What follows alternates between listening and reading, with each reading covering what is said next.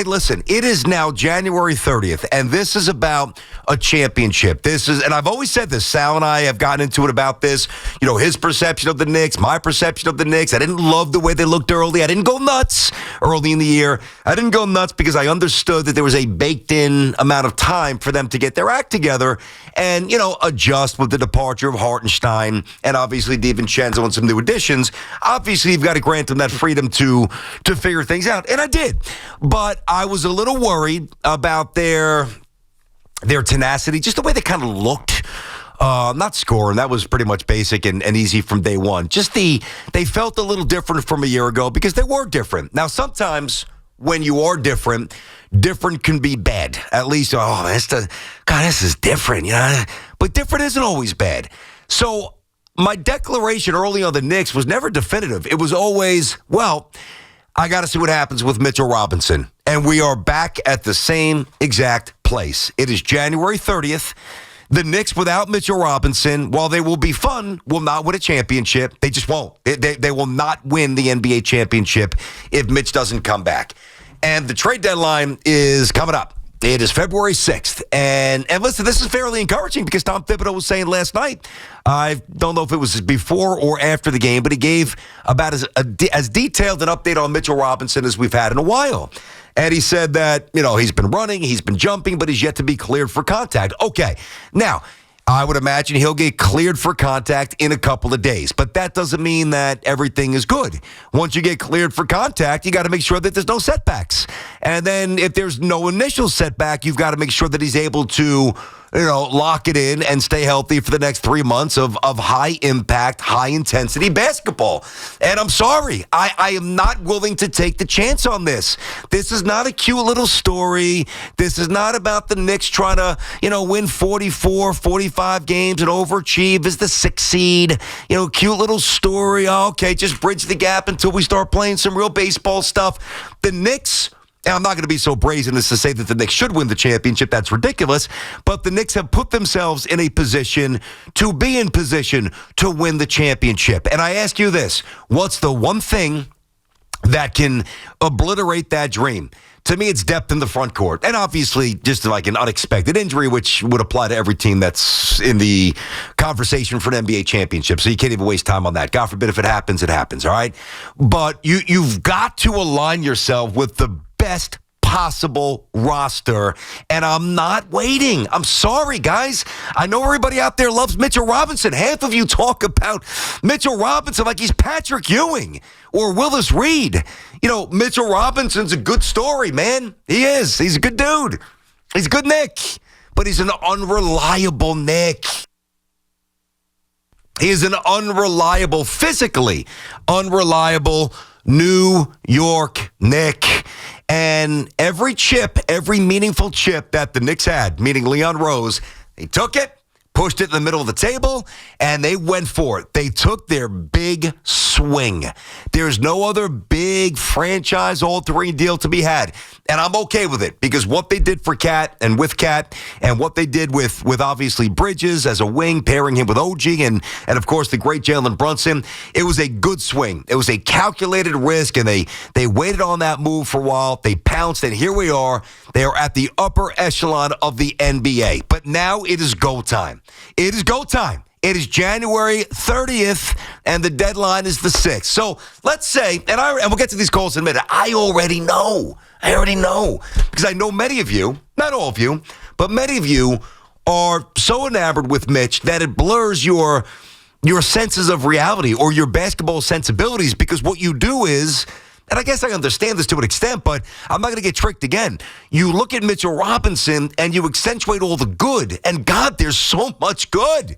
He is a rim protector. He jumps out of the gym. You don't have to run plays for him. Just, lobs at the rim and dunks and sets some screens up high and roll to the rim. It's perfect. He can defend up top. He can defend to the paint. Great. Is he playing?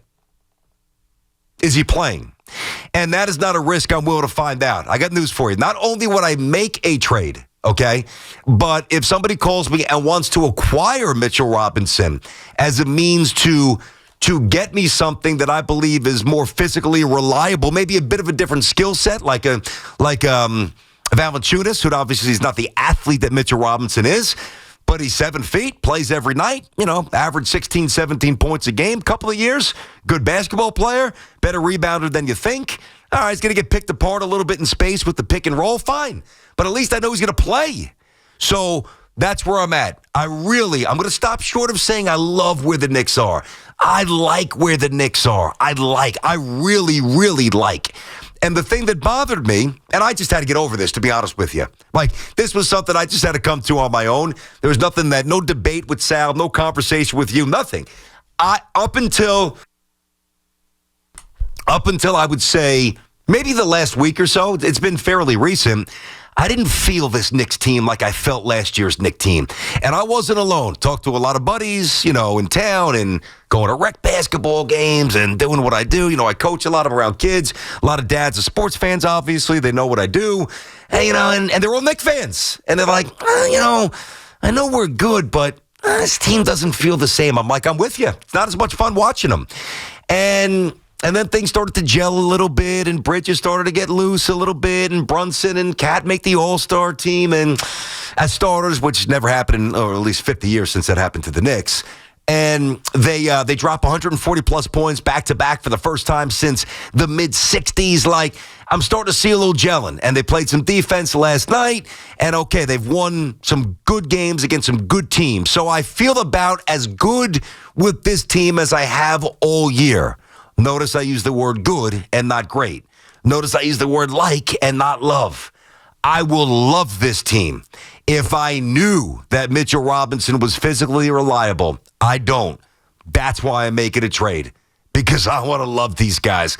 And I want to really believe they can win the championship. I don't care about the second round. I don't care about the Eastern Conference Finals. I want to get to the finals and I want to win. I want to win a championship. And if they don't do something, they will not. 888-808-1019. It's BT and Sal. Sal is still healing up. We'll have a little fun with Sal later, but he's good. I know that you guys saw the picture that he posted on social media last night.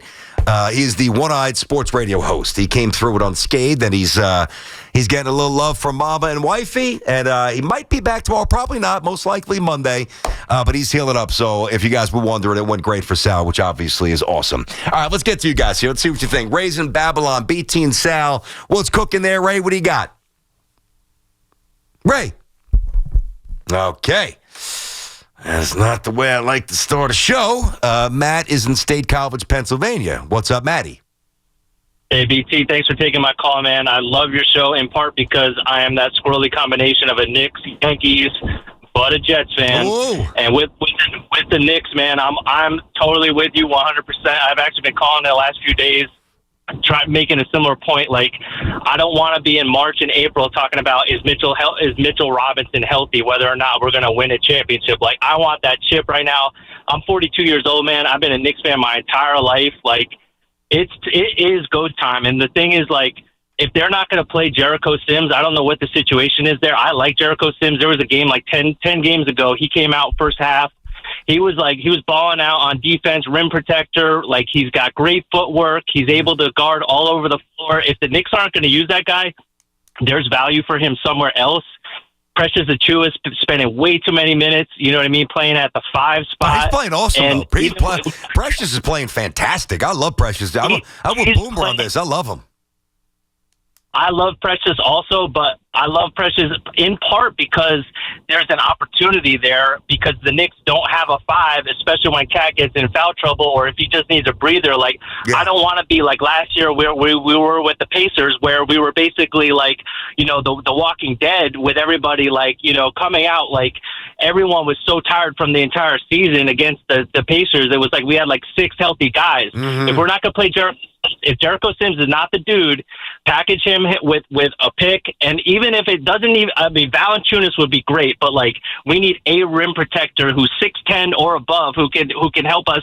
Like, that is the missing piece for this team. I love Tyler Kolek. If we need to get Tyler Kolek and Jericho Sims and a pick packaged together for the best possible value at 6'10" and above, do it now. Let's get this chip. Let's get after the Celtics. Let's go. Let's go, Matty. Now that's how I'm happy the first call didn't go through. That's how you start a show, Matty. Fired up.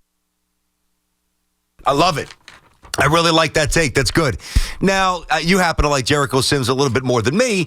It's funny. So we had Aaron Boone in studio the other day. Oh, and by the way, it's on our WFAN YouTube page, the actual video of me and Booney going head to head with your pull your pack. And I know we'll get Sal versus Booney probably tomorrow. By the way, BT and Sal 2, Yankee skipper, zip. In case you guys didn't see the scoreboard, but.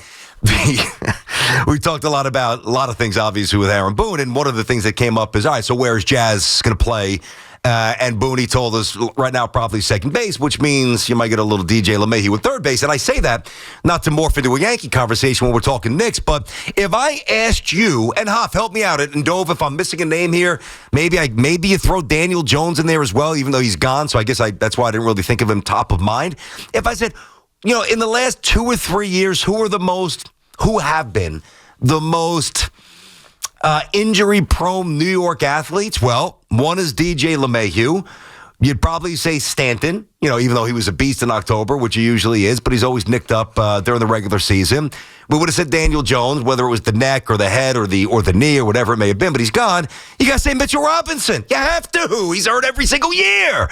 So if your answer to the question that I just asked, and then answered my own question, which I guess is kind of weird, but if it's Mitchell Robinson on that list, and it has to be, otherwise you're just not watching the same New York sports that I'm watching, then the next question would be, why would you pin your NBA championship hopes on that? Why would you? Wouldn't you try to increase the odds and circumvent some of those risks? At least mitigate risk as much as you can. I know that I certainly would. Let me get Jerry and Chester. Jerry, BT, and Sal. What's going on, Jerry? Not much, man. Me and you are on the same age, so with the Knicks, I'm really happy where they are right now. They're doing well, but I'm so with you with the Mitchell Robinson thing. They have to figure out something, because you can't rely on him. Like you said, he's hurt every year since we've had him. Like we have to figure out a way to substitute for him, because a lot of these guys, I'm telling you right now, Thibodeau, I love him, but he's freaking working some of these guys too much, man. Like he's got to have a better rotation. Like I love Precious too, like you do, but he seems like he never sits, and when he does, it's for like 3 seconds, and then he's back on the floor again. He's got to give these guys more. Like that's why we got to make a trade to get somebody here to give some of these extra guys some rest for the postseason. Well, he has. Jerry, we're on the same page. Thank you, buddy. So he has expanded from 8 to 9, which is something that is always going to follow Tom Thibodeau until he's either a champion or he's no longer coaching the Knicks, or wherever, just coaching in general. He is a taskmaster with the minutes, and I generally don't really care about that. I'm of the mindset, and I've always been this way, dude, play. I mean, you make it seem like you're digging ditches for 15 hours a day for 7 straight days without any time off. Jesus, I mean, the softness and now you got the commissioner, who is an absolute joke. I mean, Adam Silver's, he is awful. Now he's out there saying he is just so weak as a commissioner. I think he's a very good number 2. I think he's an awful commissioner, as I've said many times. Now he's out there saying, oh, maybe we should play 40 minutes instead of 48. What's this guy kidding me? Yeah, okay. That's wonderful. So let's take the record books and let's throw those in the incinerator. And now once, the minutes get adjusted and, that becomes common, 40-minute games, now we'll still get maintenance days. He's just, oh, my God. I generally do, that was a little aside, I generally do subscribe to playing and earning your money, and really taking care of your body and preparing yourself for the rigors of a long season. Back in the day, maybe not Bernard King, maybe not Larry Bird, maybe not Magic Johnson, like all-in warriors, even though, Bird didn't have the body but he was an all-in kind of guy, as we know, as a warrior. Back in the day, guys would show up, whether it's spring training or NBA training camp, and that's when they would get in shape. Well, here's an idea, guys. Instead of training like Hercules for the 3 or 4 months that you have off, why don't you just do a little stretching, stay loose, stay limber, keep the weight down, and don't go so nuts on the weights and all the other stuff you do, and actually earn your money, So I'm a minutes guy. I have always been a proponent of you play, all right? But there is a fine line, and I do have to react to some of the medical data that's been presented. Otherwise, I'm an idiot. I'm not leaning on If there's evidence, I'm going to incorporate it into my thought process. And there's enough evidence that says the more minutes that you play, the higher risk of injury, blah, blah, blah. It's been documented. And I take it not quite with a grain of salt, but slightly more than that. I just think it comes down to the eye test. And sometimes they do look tired. And a lot of times they do look small. And that's where you've got to make the move. Really, guys, if this was like year one of a 3 or a 4... Now... Well, it actually is year one with this iteration of maybe a 3-year championship win, though. If I had to really give it a definitive, how many years can the Knicks be among the best in the NBA with this group? I'd say 3. I feel like 4 is a stretch. I'll say 3. But just because you're in year one with this crew doesn't mean you don't do whatever else is necessary to make sure that you really have a chance to win. And if they don't get it big, they're not going to win. We're inside of our Town Fair Tire studio. Our friends at Town Fair remind you that you always get the guaranteed lowest price on name brand tires from Connecticut to Maine. Nobody beats Town Fair Tire. Nobody. We'll get back to the Nick calls coming up. 888-808-1019. I was, I wouldn't say pleasantly surprised, but happy when I saw Hop stroll in today. I'm going to have to hear about this gummy experiment that he did with Evan. We're going to get into that a little bit later. It's funny, I tweeted this out, that they, secured the gummies because, as we know, he was running around like a crackhead trying to get gummies yesterday, and he got them. And they did their thing. It was awesome. I actually watched it. I tuned in live. I'm like, I got to see where these guys are at. So I tweeted that the gummies have been secured. They will take them at 9:30. And they will launch the 420th edition of the Rico Pod at 10. Now, a lot of you astutely chimed in. You might want to take the gummy at 9 so you have a little more time for it to kick in, blah, blah, blah. And there's a lot of things that we need to discuss. The thing that I got in a lot of the comments was, you and Sal have to do one like this. And I got to tell you, I know my partner's never done it. I'm up for it.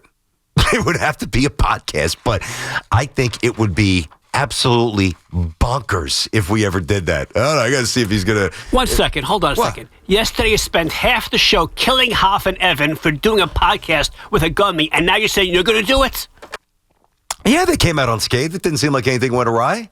And we were the test dummies? We were the test dummies? Yeah, 100%. Listen, if you guys fell off the cliff, you know what I'm saying? I'm going back to 1980, Nancy Reagan. Hey, just say no, kids. Say no. This is what's going to happen to my former coworkers. No. Dove, I'm happy that you say that, and that's a very astute observation, but it doesn't fully apply. My fear, and if you look at the tweet, I wasn't worried about our guy, Hoff. He can handle anything, this dude. He's the last guy that I worry about. I was worried about Evan because he doesn't do it. Well, then again, Sal's never tried it, so I guess I would have the same fear for Sal, but I would just have to make sure I had his back. And I would. So you didn't trust Hoff would have Evan's back? I did. No, I definitely did, but I feel like Sal, I just know that Sal's a better hang, whether it's 5 drinks or 5 gummies. I just feel like Sal is going to be more in control no matter what than Evan. So it's like, I think, I thought, and to Evan's credit, it didn't turn into this, thank God.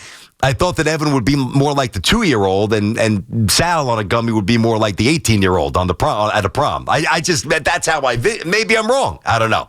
888, we'll get more. I got to hear Hoff's side. 888-808-1019, beats Sal.